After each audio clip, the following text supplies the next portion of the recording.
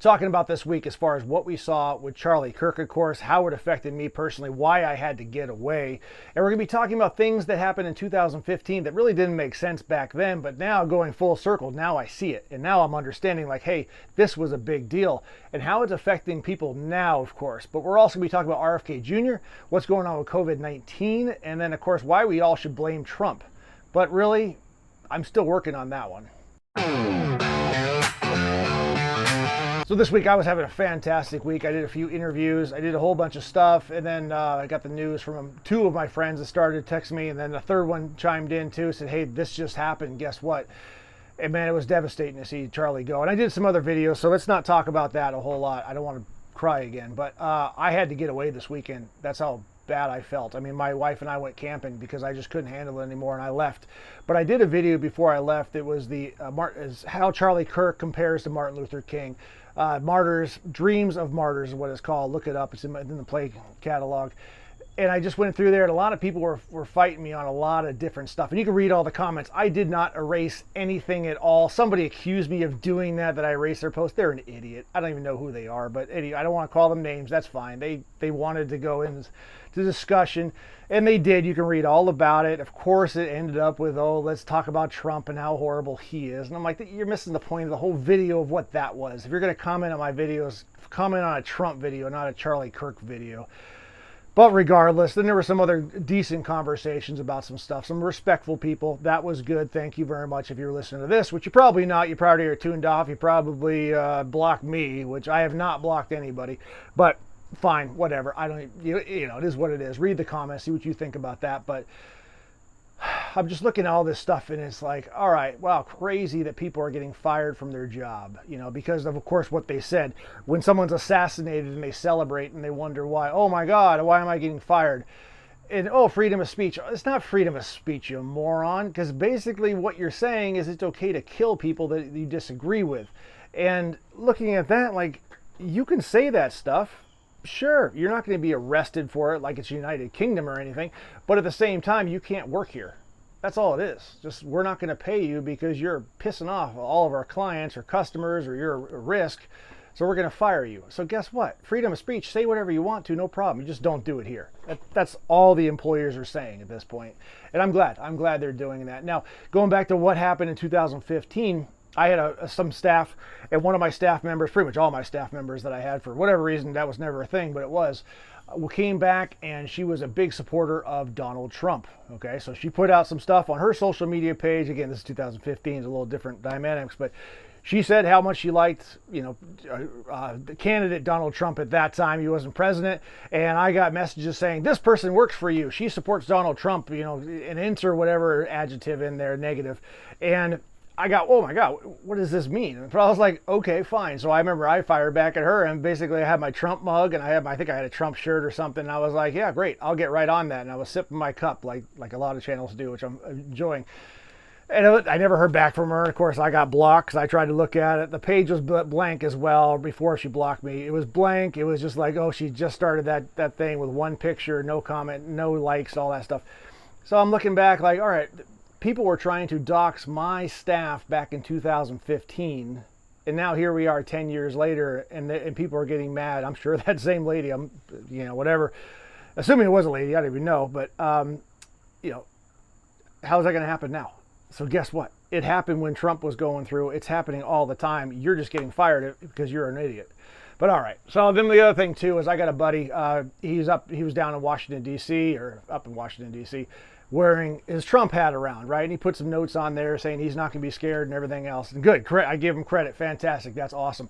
My thinking, though, the truth between lines is this. Why does he have to feel that way? Why do I feel that way? I got my Trump Maniac shirt on, Trump Mania, got my hat. I mean, when I'm getting dressed in the morning, I'm wondering, all right, where am I going today? Is it okay to wear this? He is the president of the United States, and I'm possibly afraid to wear a hat and a shirt. I'm looking at that going, that ain't right. I mean, how is that society right now? Am I going to get hit because of wearing that? Yeah, I mean, the idea behind something you wear. Now, sports, take this analogy for sports, okay? You go to one college and the opposing team comes there and they're wearing their colors and everything else. You know what? It's all in good fun. You make a couple comments, you go back and forth, you call, if they're from Alabama, you talk a little bit slower. If they're from Georgia, basically you just kind of, use small words. But, it's all good. It's all fun. They're not worried about getting punched in the face with nothing else other than that, or getting assassinated like Charlie Kirk. So where is that? And why is the opposing side so adamant and so strong on that whole thing and such a coward? That's what I'm wondering. That's where I'm at with that. So, ladies and gentlemen, America, keep wearing your Trump stuff if you want to. We need to make this a normal thing to go out and wear that no matter where we are at. I don't care. But understand, people are going to go against you, and we got to be stronger than that. This is when we push back. And if you see somebody wearing something, in this case, if on the right, wearing a Trump hat or something like that, get with them. Stand close to them. Go near them. Even if you're wearing, just straight blue or something else, I don't know, or pink, just stay next to them. Keep an eye on each other. Make sure someone's not going to stab them in the middle of a subway in Charlotte either. Make sure that's important too. So those are my kind of things as far as what was going on. I was seeing. If you're looking at the other stuff too, RFK Jr. was in front of the Senate Finance Committee talking about COVID-19 and the vaccines and all that stuff.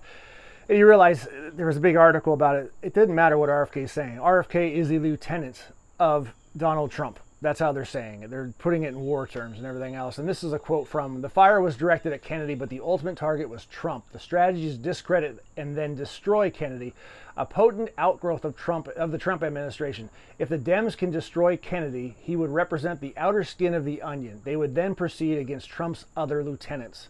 Now, this was before Charlie Kirk got assassinated. So they're going after him in the Senate, in the House, and Congress before Charlie Kirk. So you see how this is starting to happen, where people are starting to get taken out because of their feelings and their closeness, proximity to Donald Trump. Again, huge problem. And now I'm looking at where the National Guard's coming in. National Guard's announced they're going to be going into Memphis, Tennessee. And it's like, all right, Memphis is kind of welcoming that because they want to see it. But then I'm wondering, and this is actually a real legitimate question. Okay, fine. National Guard goes in there, crime goes down, they start arresting people, they start putting people back in jail, find them, send them off to prison. I think it's more important, though, truth between lines, we need to figure out where these people are going and keep them there. Because so often we're finding that, hey, yeah, people get arrested. Okay, who cares? 14, 20 times they get arrested for felonies. They're back out on the streets. Like some liberal judge decided to let them go. How that's not sustainable. I mean, you're doing a great job up front, but the back end's going out. I mean, if you're taking water from a hose, but you're losing it through a sieve, it's what's the difference? Now you're just wasting people's time. So be careful with this. It's great, sounds good on paper. Maybe you're going to deter crime, which is obviously what we should be doing, although Jasmine Crockett from Texas doesn't understand that. But they deter crime even happening. There's not a victim. Okay, good. But the problem is those that do victimize other people go to prison or jail, and they get right back out on the street. So we need to fix that problem too. So I'm hoping that's coming along as well. But then the debt ceiling coming up here too as well. Yeah, the government gets a debt ceiling. They're going to be shut down. Okay, fine. I get it. Republicans did this when they were in office. But if you're a true conservative, you really want the government to shut down anyway, because who cares? Remember that whole thing about non-essential workers in the government? I never had a non-essential employee in my life, because you know what? If they weren't essential, I'd get rid of them. I'd fire them, or I'll just let them go.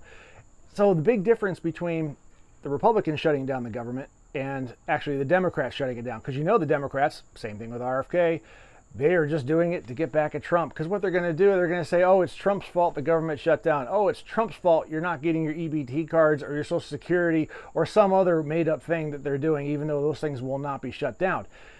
But they're going to say it. They're going to blame Trump. That's how it looks at the midterms. That's where they're setting it up right now. And that ultimately is the main problem, as far as we need to make sure that the public knows that everything is going to be fine. You're going to wake up, the sun's going to come up, all the things are going to go on, and it's not Trump's fault. Plain and simple. And I'm looking at the whole agenda between this whole thing. If you do shut the government down, if you continue to push the COVID-19 vaccines on people that don't need it, are you really helping America? Is the best interests in the minds of all Democrats? Is it in the minds of all Republicans? independents, you name it. If you're in Congress and if you're an elected politician, doesn't matter which side of the aisle you're at or down the middle you are, it should be, does this help America, my citizens, my constituents, the people that I represent? Does it help them? Yes or no? If it's yes, go with it. If it's no, yeah, move on, find something different. That's my plea is, number one, be safe. Number two, do what's best for your fellow citizens. Take care of them. Do the right thing. Plain and simple. That's all it is. So that was my summary for this week. I think I got it all in. I don't know. I hope that was fast enough. I try and talk fast just so you can listen fast, but hey, that's me. But hey, if I missed something, put something in the comments. Be respectful. Don't be something like the other guys that were doing those things, but with their own agendas, it's not helping anybody at all. Although I enjoy it, although it's kind of funny. But yeah, again, I had to go camping this week just to kind of tune it all out and get rid of it because I was pretty shaken up about Charlie and about America. So I'm just wondering who's going to step up next too as well. You know, I mean, you can put that in the comments, but that's not important. It's like someone will step up. Someone will pick up that blood-soaked microphone and continue, because the youth of America need to understand what's going on and how it affects them. But you can't hide in the sand anymore. We need to get out there. We basically need to keep looking at the truth between lines. Between the lines.